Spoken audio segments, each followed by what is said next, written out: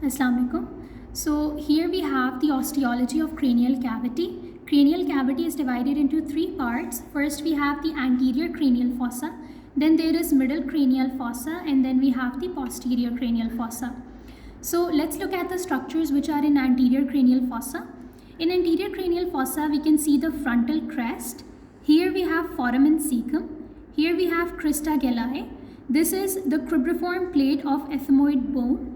And anteriorly we have anterior canal of ethmoid bone, and posteriorly we have the posterior canal of ethmoid bone.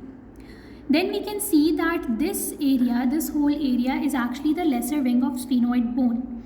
And here we have sella turcica, and this is dorsum sellae. This whole area and this whole structure is the greater wing of sphenoid bone. Here we can see certain foramina. First of all, we have this superior orbital fissure. This is the superior orbital fissure. And then we can see foramen rotundum. After that, we have foramen ovale. And then we have this little foramen which is known as foramen spinosum. Behind that, we have this petrous part of temporal bone on both of the sides. And now we will move towards the posterior cranial fossa. In posterior cranial fossa, we can see that there is a huge foramen. This is known as foramen magnum.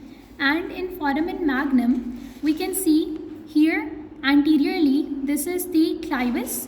And we can see jugular foramen, internal acoustic meatus. Okay, so then we have these hypoglossal canals here in this margin. And then we can see this is the Vermian fossa. These are the cerebellar fossae, and this is the internal occipital protuberance. Then above that we have cerebral fossae. So one would be cerebral fossa. So that was all about the osteology of cranial cavity.